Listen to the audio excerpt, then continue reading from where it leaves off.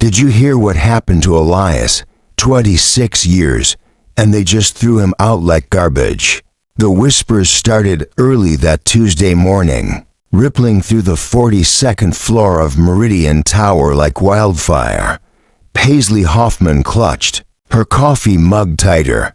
She had worked reception here for 3 years. Never seen the office this tense. The elevator doors opened with their familiar ding. Out stepped Colton Ashford, the new CEO, 28 years old, 3 weeks on the job. His grandfather's company now his playground. Morning, he said to no one in particular. His Italian leather shoes clicked against marble. Everything about him screamed privilege, Harvard MBA, trust fund baby. Never worked a real day in his life. Paisley watched him disappear into the corner office, the same office where his grandfather had built this company from nothing, where respect and loyalty once meant something. Her phone buzzed. A text from Juniper Walsh in accounting. Break room. Now, it's about Elias. The break room buzzed with unusual energy. Juniper stood by the coffee maker, tears streaming down her cheeks. Around her, employees clustered in tight circles, their voices hushed but urgent. What exactly happened? Paisley asked. Security escorted him out at midnight, Juniper whispered. No warning, no explanation. Just told him to clean out his locker and leave. Thaddeus Rivera from software development shook his head. Budget cuts, they said. Commercial cleaning service is more efficient. Efficient, spat Cordelia Banks from marketing. That's what they called a man who's been here longer than most of us have been alive. Paisley's stomach churned. Elias Weatherby had been the night janitor since before she was born. Everyone knew him, everyone loved him. His gentle smile had brightened countless late nights for overworked employees. You don't understand, said Ophelia Cruz, head of human resources. 15 years with the company. Long enough to remember. When Elias first arrived, Elias isn't just our janitor. He's the heart of this place. Paisley remembered her first panic attack 3 months into the job. Working late, overwhelmed by deadlines, Elias had found her crying in the supply closet, brought her chamomile tea from his personal stash, sat with her until she felt better. My grandmother used to say, he had told her, storms pass, child, but the sun always comes back. That was Elias, always knowing exactly what to say. I heard. He's got medical bills, Thaddeus said quietly. His wife's been in and out of the hospital for months. Juniper nodded. Chronic kidney disease. Elias has been working double shifts to pay for treatments. The room fell silent. Outside, Seattle's morning rain pelted the windows. Inside, anger built like pressure in a kettle. This is wrong, Paisley said finally. This is just wrong. At 9 o'clock sharp, Colton called his executive meeting. The conference room filled with department heads and senior managers, all forced. Smiles and polite nods. Ladies and gentlemen, Colton began, adjusting his designer tie. I want to discuss our efficiency initiatives. As you know, we've streamlined our custodial services. Ophelia shifted uncomfortably. Sir, about Elias Weatherby, the former night janitor. Yes, clean transition. Commercial service starts tonight. 20% cost savings. But sir, Ophelia pressed, Elias has been with us for 26 years. His performance reviews are exceptional. Maybe we could, Ms. Cruz, Colton interrupted, his voice sharp. Sentiment doesn't pay shareholders. My grandfather may have run this company like a family business, but those days are over. We're here to make money, not friends. Ophelia's face flushed red. Round the table, other executives exchanged uncomfortable glances. With respect, "Sir," said Augustus Bell, the chief financial officer, "Elias saved the company thousands last year. His maintenance work prevented major equipment failures." Colton waved dismissively. "Ancient history. The cleaning service handles all maintenance now. More professional. More accountable. More accountable," Ophelia repeated slowly. "Unlike someone who's never missed a day in 26 years. Careful, Ms. Cruz. I'd hate for efficiency measures to extend to HR." The threat hung in the air like smoke. Ophelia's mouth snapped shut, but her eyes burned with quiet fury. The meeting ended in uncomfortable silence. Word spread quickly through the building. By lunch, everyone knew about the confrontation. Paisley found herself thinking about her father, a mechanic who'd worked at the same garage for 30 years.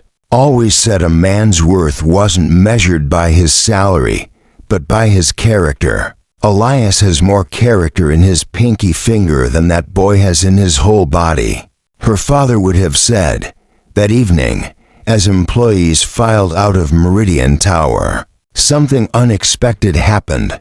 Juniper Walsh walked up to Paisley's desk. "I can't do this anymore," she said quietly. "I can't work for someone who treats people like spreadsheet entries." What are you saying?" "I'm saying I quit." The words hit Paisley like a physical blow. Juniper had worked here for 8 years, had 2 kids, a mortgage. You don't just quit a good job in this economy. But over the next hour, more employees approached Paisley's desk. One by one, they said the same thing. "Thaddeus Rivera, I quit. Cordelia Banks, I quit. Augustus Bell, I quit. Even Ophelia Cruz, with her 15 years of service, I quit." By 6 o'clock, Paisley had collected 27 resignation letters, nearly half the floor staff, all effective immediately. Her hands shook as she organized the papers. This was unprecedented. This was chaos. This was also the most beautiful thing she'd ever seen. At 7:30, she knocked on Colton's office door. He sat behind his grandfather's massive oak desk, reviewing quarterly projections. "What is it?"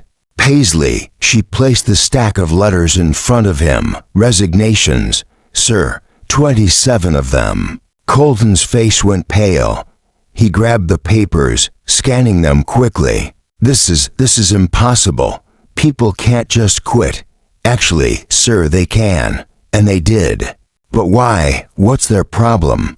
Paisley stared at him, really looked at him for the first time, saw past the expensive suit and confident facade. Underneath it all, she saw a scared little boy playing dress-up in his grandfather's clothes.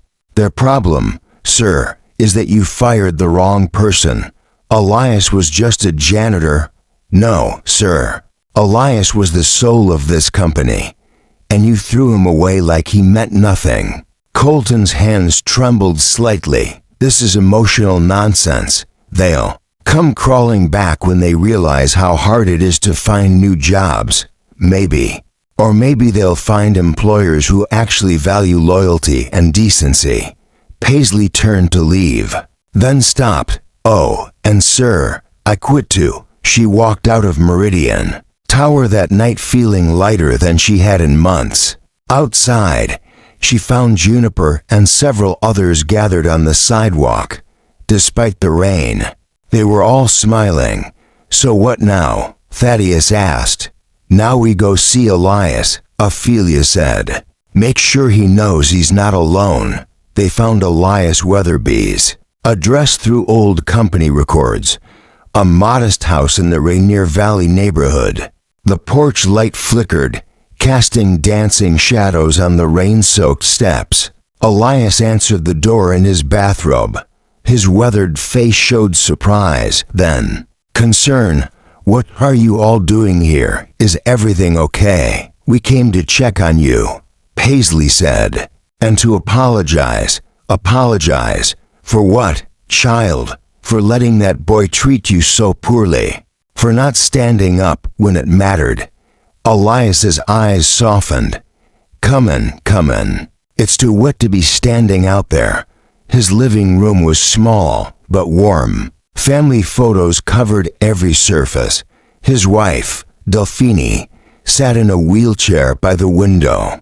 She'd been battling illness for months, but her smile could still light up a room. "Honey," Elias called to her, "we have company." As they settled into mismatched chairs and sofa cushions, the truth came out. Not just about Elias's firing, but about what he'd meant to each of them. Juniper talked about the night her divorce papers came through, how Elias had found her sobbing in her cubicle at 2 a.m, brought her tissues and listened without judgment. Thaddeus remembered his first week on the job, struggling with imposter syndrome and panic attacks. Elias had taught him breathing exercises, reminded him that everyone feels lost sometimes.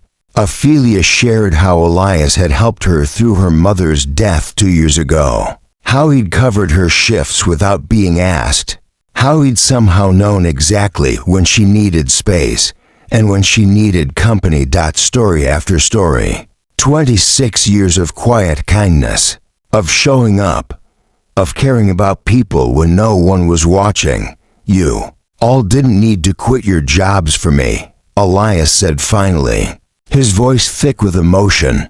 "Yes, we did," Paisley said, "because some things matter more than paychecks."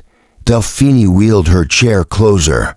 "Elias, tell them about the college fund, honey. That's not important. Tell them." Elias looked uncomfortable. "It's just, over the years, I've helped a few folks, employees having tough times, college tuition for their kids, medical bills, that sort of thing." "How many?" Ophelia asked. "Oh, I don't keep count." 47, Delphine said proudly. 47 families over 26 years. Kids who got to go to college because of Elias's side jobs and saved money. The room fell silent. Paisley felt tears building behind her eyes. The company never knew, Elias said quickly. "I didn't want anyone feeling obligated or embarrassed, my God." Juniper whispered, "You've been running your own scholarship program, just helping out when I could." Paisley understood now why everyone loved this man, why his firing had felt like such a betrayal. Elias Weatherby wasn't just a janitor. He was the moral center of their workplace, the person who reminded them that work could be about more than profit margins. The next morning brought unexpected news. Paisley's phone rang at 6 a.m. "Miss Hoffman, this is Harrison Ashford." Paisley nearly dropped the phone. Harrison Ashford, Colton's grandfather, the founder of Meridian Industries, supposedly retired to Arizona. "Mr. Ashford, hello, sir. I understand there was some kind of mass exodus yesterday. Something about Elias Weatherby being fired." "Yes, sir, that's correct. Would you mind meeting me at the office this morning? Say, 8 o'clock, sir. I resigned yesterday, I know. I'd still like to speak with you. At 8 sharp. Paisley stood in the Meridian Tower lobby. Harrison Ashford looked exactly like his grandson, but with silver hair and eyes that held decades of hard-earned wisdom. "Thank you for coming," he said. "I flew in last night after hearing about this situation." They rode the elevator to the 42nd floor in silence. The office felt strange and empty. Most desks sat vacant, computers dark. Harrison's old office looked different with Colton. Behind the desk, the young man's confidence from the day before had evaporated.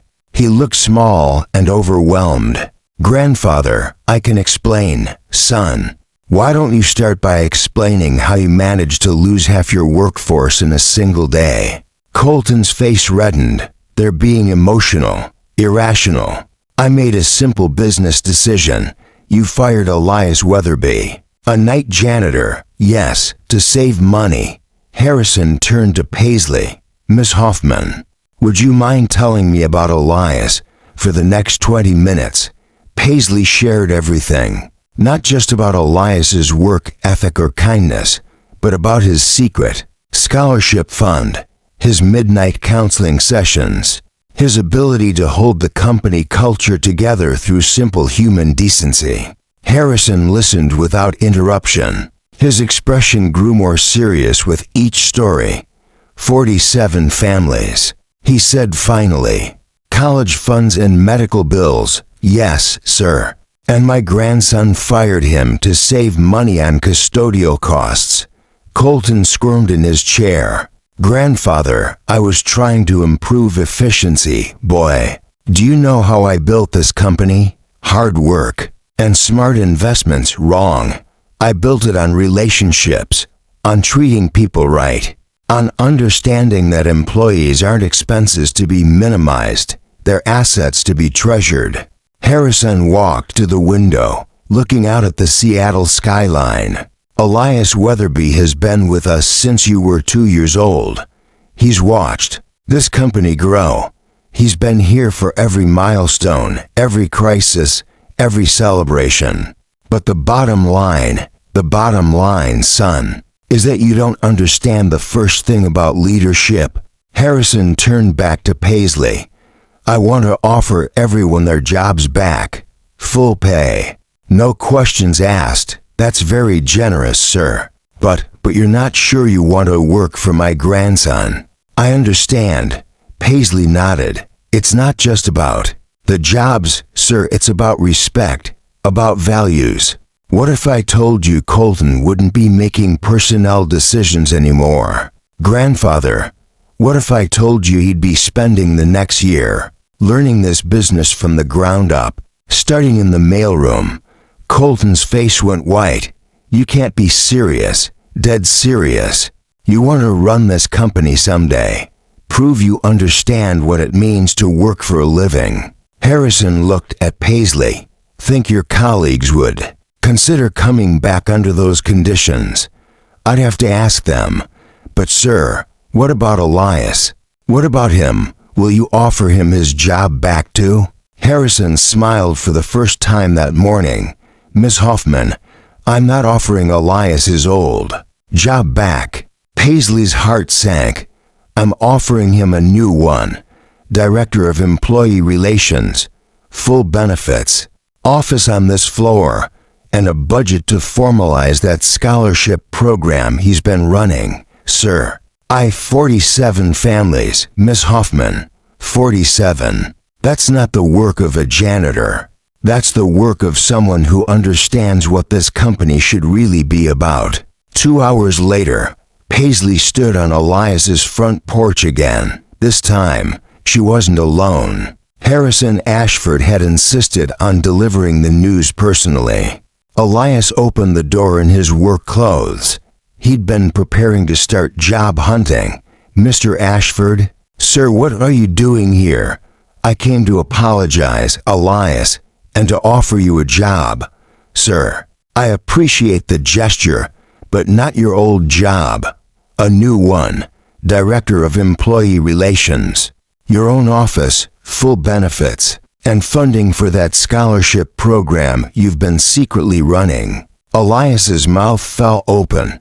Behind him, Delphine gasped, Sir, I don't understand. 47 families, Elias. Did you really think no one would notice eventually? I never wanted credit, I know. That's exactly why you deserve it. Within a week, most of the Meridian Tower employees had returned to work. The atmosphere felt different, lighter, more purposeful. Colton spent his days in the mailroom, learning to sort packages and deliver messages. His expensive suits had been replaced with company polo shirts. His attitude began to change, too, slowly but noticeably.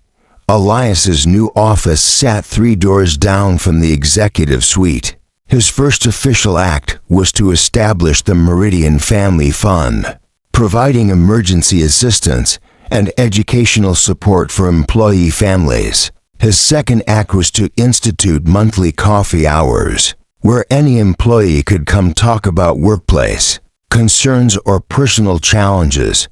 Paisley returned to her reception desk, but now she felt different about her job. This wasn't just employment anymore. This was part of something bigger, something that mattered. On a rainy Thursday morning, exactly 1 month after the Great Resignation, she watched Colton step off the elevator. He looked tired but somehow more real than before.